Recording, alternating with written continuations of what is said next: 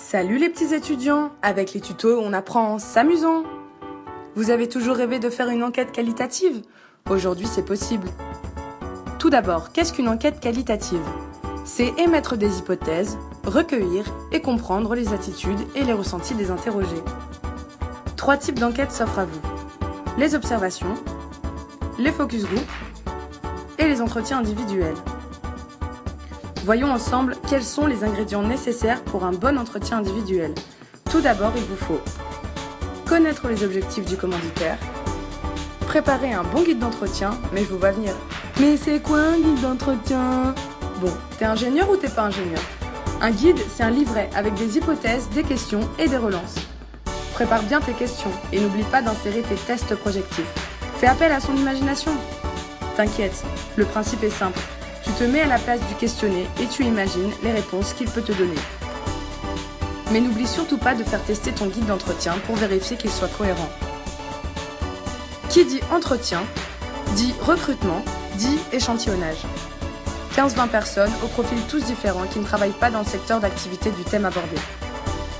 La théorie c'est bien, mais la pratique c'est mieux. T'as 3 techniques possibles. Entretien directif.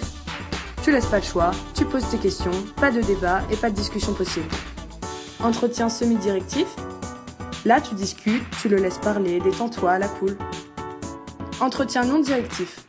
Là, c'est simple, t'as rien à faire, juste tu l'écoutes. Il t'emmène où il veut. Petit focus sur toi, comment tu dois être pour cette interview. Je te donne 8 conseils pour un entretien réussi au top. Tout d'abord, ne sois pas stressé, ça va bien se passer. Sois agréable et n'oublie pas de mettre en confiance ton interlocuteur. Mais attention, ne donne surtout pas ton avis, n'induis aucune réponse. Laisse-lui un temps de réflexion et fais quelques relances si besoin. N'hésite pas à reformuler ses réponses, tu lui montreras que tu lui portes de l'intérêt. Et surtout, ne fais pas l'idiot, assure-toi de poser toutes les questions. Ouf, ça y est, le plus difficile est passé. J'espère que t'as pas oublié d'enregistrer ton interview, de te filmer ou de prendre des notes, parce que sinon t'es vraiment dans la... pas doué quoi. Si tu as fait tout ça, tu es enfin prêt pour analyser tes réponses. Prépare ton petit tableau et recueille les verbatims qui cernent mieux le sujet. Voici quelques contacts.